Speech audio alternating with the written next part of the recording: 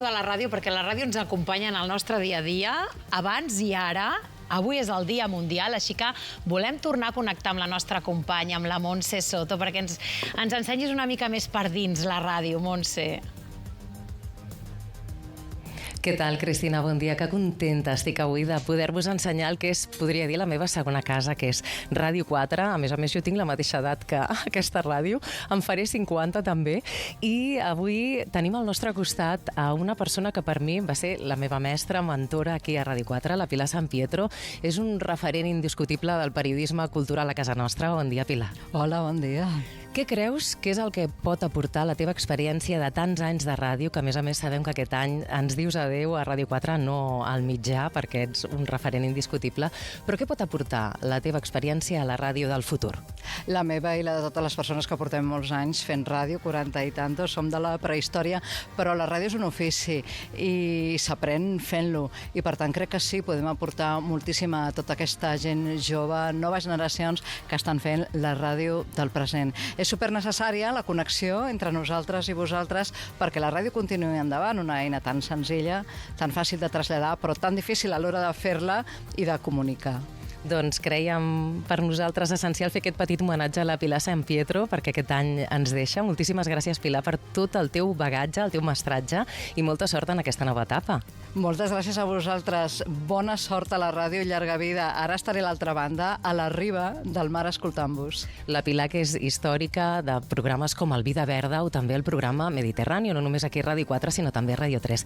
I aquí tenim una altra figura imprescindible de Ràdio 4, és el Xavi Martínez. Ell ara d'aquí a poc començarà a fer el seu programa, el Xavi Forni, un territori que ens té a tots enamorats. Xavi, bon dia. Bon dia, què tal, família, com esteu? Res, 15 minuts. En 15 minuts estem en directe a Ràdio 4. I què teniu preparat avui en el Dia Mundial de la Ràdio? Doncs tenim moltes peces molt maques.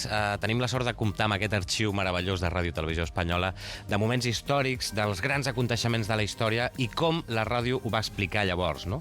I anirà vivint durant tot el programa, durant les 3 hores, aquest salt de grans aconteixements explicats a la ràdio i també amb grans professionals. Per exemple, avui ens visita el meravellós Carles Mesa per parlar de ràdio, del que és l'amor a la ràdio. Ara fa un moment estaves aquí en aquest programa. Moltes gràcies, Xavi. Sí, de res. Ara, fa un moment el Xavi estava a l'estudi, l'hem fet sortir a correcuita perquè està fent ara un directe que és el del programa Al matí a Ràdio 4. És un dels primers programes que es fa després del cafè de la Gemma Nierga. Farem un experiment, no podem fer knock-knock perquè no ens sentirien, però fusionarem ràdio i tele, a veure què és el que passa. Anem a demanar permís, a veure si podem entrar. Bon dia! Escolta, mira, estem fusionant ràdio i tele. Que bé!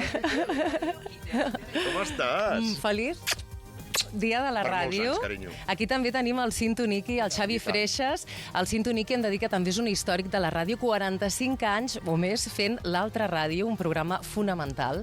I escolta, Xavi, com vius tu avui aquest dia de la ràdio? Mira, amb una emoció brutal, com cada any, la veritat, perquè la ràdio ha sigut, és i serà la meva vida. Montse, vaig començar als 16 anys, abans ja pels passadissos de casa, i ja no ens canviarà ningú. És la meva vida, de veritat. És una cosa que porto a la sang i que m'ha agradat i m'agrada massa a vegades, penso, Jo t'he sentit dir molt que mai havies disfrutat tant fent un programa de ràdio com aquí a Ràdio 4. M'ho estic passant molt bé, de veritat. Hi ha una il·lusió que havia viscut en altres grans emissores de ràdio, com Catalunya Ràdio, com RAC1, doncs la il·lusió que al seu dia hi havia en aquestes cases, grans cases, ara la percebo aquí, a Ràdio 4.